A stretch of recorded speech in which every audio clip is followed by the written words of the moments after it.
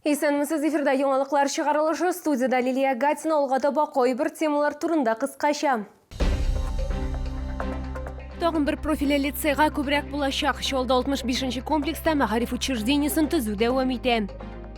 Олар біздің ғырурлығыбыз шолда Қозанда озғаны БРИКС ойындарында жеңуші спортшыларны бүләкләделер.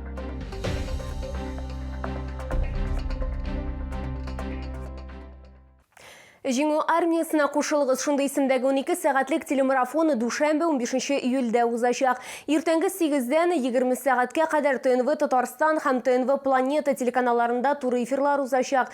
Дистәләгән геройлар олар арасында хәрбиләр һәм оларның гаиләләре, волонтерлар һәм башкалар, олар контракт хезмәте, ярдәм чаралары һәм башкалар турында үз тарихларын сөйләр. Безнең төшерү төркемендә телемарафонда катнашачак.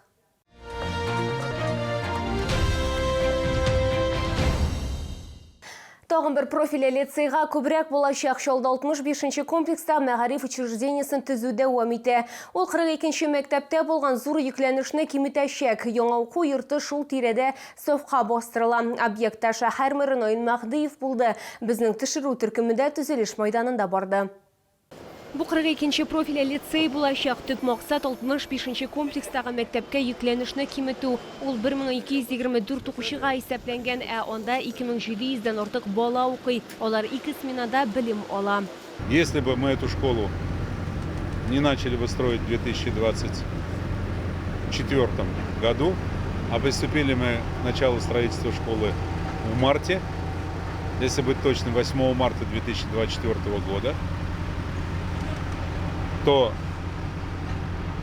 школа, построенная несколько лет тому назад, должна была бы работать в 3 смены. Үшінші смена булмаячак. 42-ші мектепте 1-ден 4-ші сыйныфка кадәр укучылар белем алачак. Профиле лицейда укыту 5-ден 11-ші сыйныфка кадәр булачак. Мәгариф учреждениеләрен территориаль беркетү бер үк төрле була. Ягъни бу 65-ші һәм 64-ші комплекслар һәм якындагы торак сектор. Если говорить о профилях обучения, основной упор будет сделан на три основных профиля, мы предполагаем. Это технологический профиль, который предполагает углубленное изучение физики, информатики, математики. И, естественно, научный профиль, это химия и биология, а также психолого-педагогические классы. Учащиеся 5-11 классов будут централизованно переведены в новую школу. Предположительно, их будет обучаться 1500 человек. Проблема с кадрами решается. Основная масса учителей, которые работали в 42-й школе, они переходят с нами в нашу новую школу. А учителя начальных классов, они остаются работать в той школе.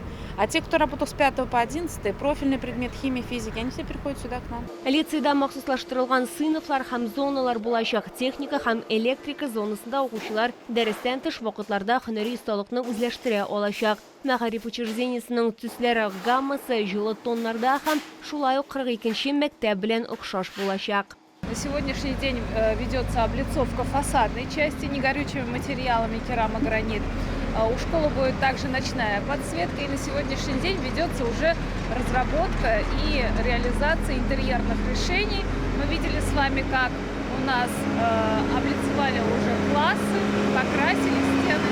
Төзүчеләр волейбол, баскетбол майданчыгын монтажлый, мәктәптә театр залы корылган, актлар залында сәхнә җыелачак. Лицей үз ишекләрен 1 сентябрьгә ачар дип планлаштырыла. Лилия Гатина, Эльмира Гайнетдинова, Кирилл Хабзей, яңалыклар. Алар безнең ғырурлыгыбыз шолда Казанда узганы БРИКС уеннарында җиңүче спортчыларны бүләкләделәр. Исегезгә төшерәбез, Россия җыелма командасы составында шолдан 7 спортчы чыгыш ясады. Алар барысы да алтын, көмеш яки бронза медальләр яуладылар. Иң яхшылар белән шәһәр мэры Наил Мәхдиев шулай ук безнең төшерү төркемендә очрашты. 12-сеннән 24 июньгә кадәр Казанда БРИКС 2024 уеннары узды. Ярышларда 80-ннән артык илдән бардыгы 3000-гә якын спортчы катнашты. Ярыш юлыдан 7 спортчы чыгыш ясады. Мәсәлән, Витязь спорт мәктәбе тәрбияләнүчеләре Азат Габдрашитов һәм Рәнис Гыйләҗетдинов көрәштә җиңү яуладылар. На высшем уровне тренировка, я уже цель знал, куда я шел. Самое сложное, наверное, это была весогонка. Тяжело было вес сделать, не уходило. Потом как я вес сделал, на соревнованиях уже у меня как бы цель выиграть. Выйти, свое дело сделать и все выиграть. Только была цель выиграть соревнования, этот бриз. Оценивал своих соперников, все достойные.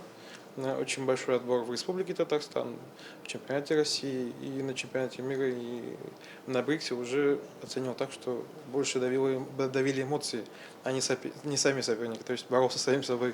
Брикс уйыннары программасында 27 спорт түрі тәқдим ителген. Шолы спортчылары күреш, ауыр атлетика, йөзу һәм дзюдода иң яхшы нәтиҗәләр күрсәттеләр. Бүген мэриядән Ойл Мәхдиев җиңүче спортчылар белән очрашты һәм рәхмәт сүзләрен җиткерде. Огромное вам спасибо, слова благодарности от полумиллионного города. Город следит за вашими успехами, радуется вашим результатам. Ну и, безусловно, берет с вас пример.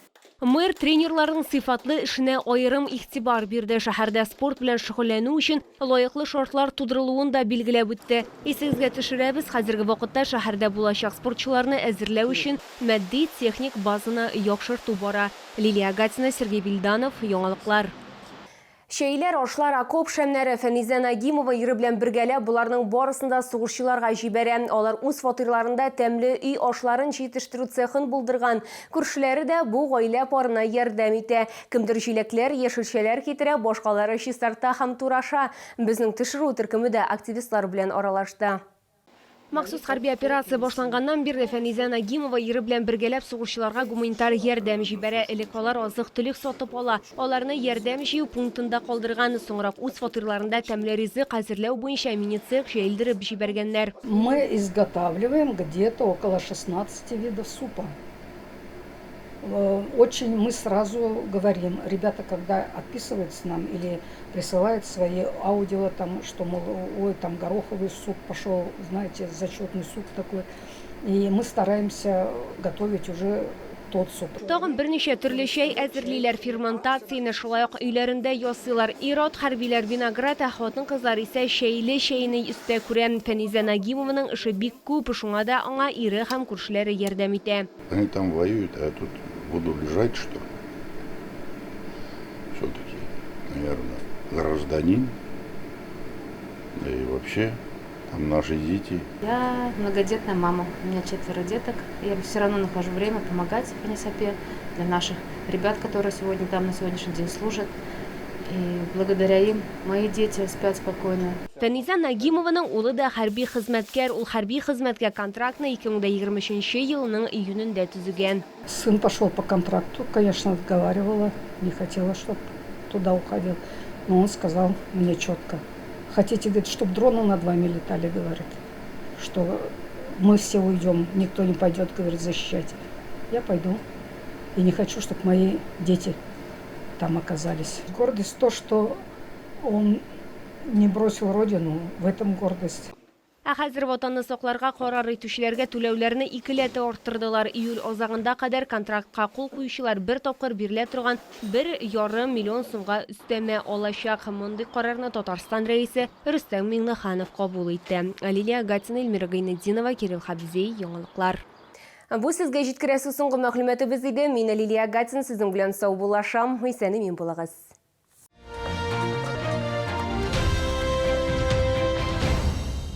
Приглашаем на прием к врачу-офтальмологу из Чебоксарской клиники по всем заболеваниям глаз. Запись по телефону 32 27 22. Центр занятости населения приглашает 18 июля на ярмарку вакансий. Молодежный центр НУР 102. Начало в 10 часов.